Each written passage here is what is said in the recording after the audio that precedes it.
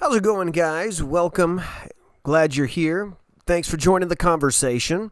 Hey, so today on Theological Sidebars, we're going to be talking about what came out of this Sunday's passage. We've been looking at Matthew chapter 6, and we have closed out the Lord's Prayer, finally.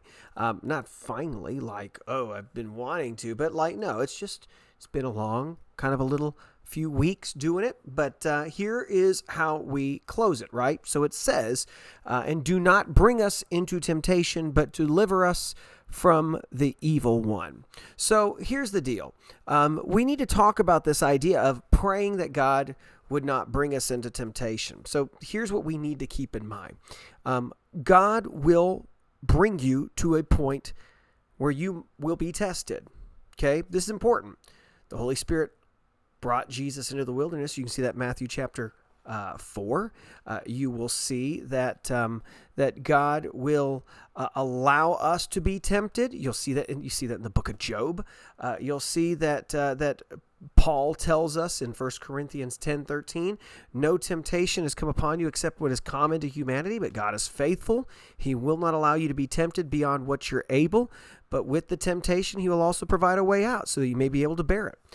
With that being said, it's the sovereign God of the universe who has allowed you to go to this temptation because it's to test you, to see if you're really going to follow him or not. Now, that being said, we need to keep in mind that God is not the one who does the testing. Okay? Think about this. Jesus was brought into the wilderness, and who was it who really did the testing? It was Satan who did it. God has allowed him to be tested. He removed his hand, allowed him to be tested. And so that's kind of what falls in line with what James says, where James says, no one undergoing a trial should say, I'm being tempted by God, since God is not tempted by evil, and he himself doesn't tempt anyone. And so that's just important to keep in mind. And then we also need to know that in this passage, as Jesus is telling us, deliver us from the evil one, we're being reminded that sometimes you're being directly tempted by Satan. Now, not necessarily Satan, because he's not omnipresent, but one of his demons, maybe, well, there's maybe something dark and spiritual to try to yank you away. Other times, though, if you look at James 1, you'll see verse 14, and he says, but each person is tempted when he's drawn away and enticed by his own evil desire. And after that desire is conceived, it gives birth to sin, and sin is fully grown, it gives birth to death.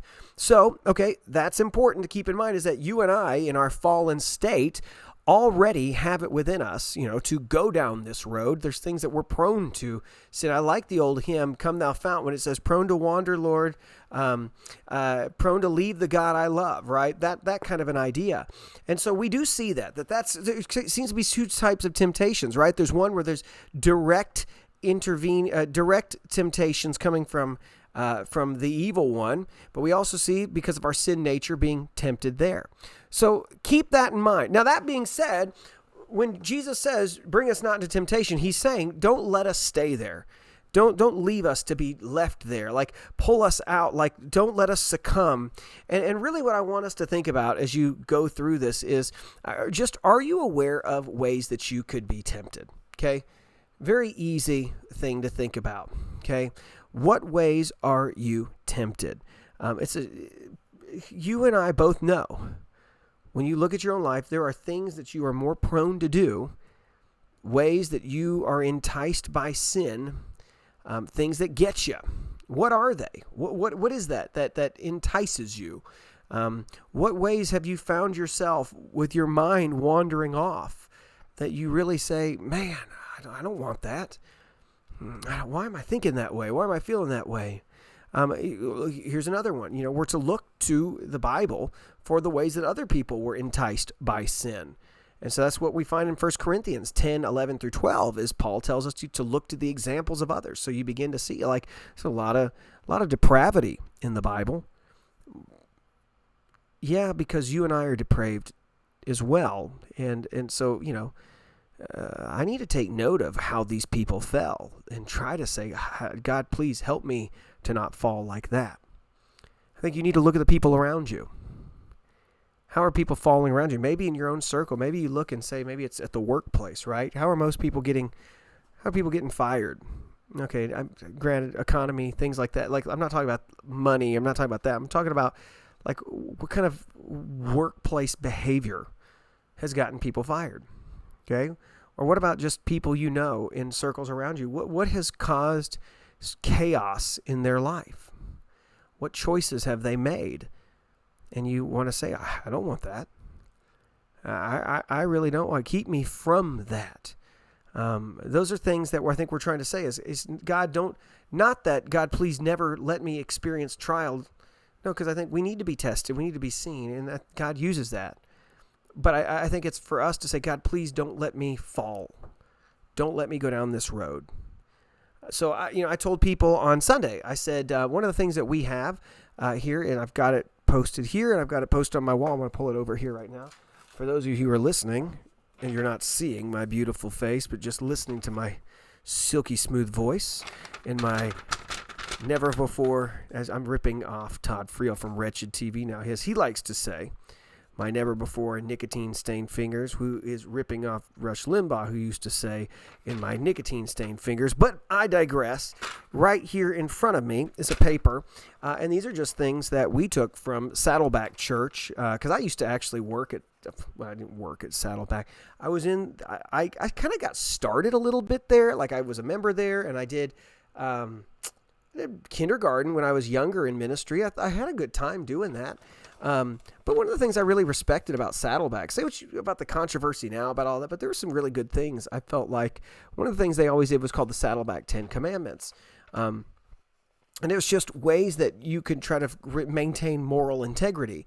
And it's just little standards of things that we try to do to keep ourselves from temptation and to keep ourselves free from speculation, to keep ourselves above reproach. And so, we have that, and I posted up on here to kind of remind myself of what the standards are. And I want people who walk into the office to be reminded of, here's what our standards are. So if you do see us breaking one of these things, that you might be able to say, well, it's on your door. Why are you doing that? It's on your wall. What do you think you're doing?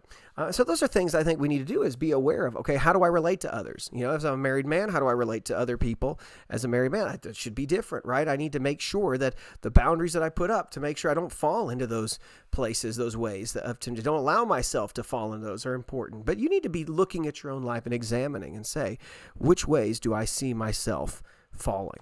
So put up those barriers, those roadblocks, those things to kind of keep you, and do that. So, hey, that's all I've got for now. It's all I wanted to just throw at you, and hope that you kind of consider this, things that you should be thinking about in terms of temptation. What does the Bible say about that? Which ways are you tempted by? And how do I begin to put roadblocks out? How do I begin to put barriers to keep me from succumbing? But also recognize you need to be praying that God will deliver you, that God would not allow you to stay there. Because for some of us, by the grace of God, we have been yanked out of those things that we were swallowed up by so many times, from falling and falling and falling into our sin.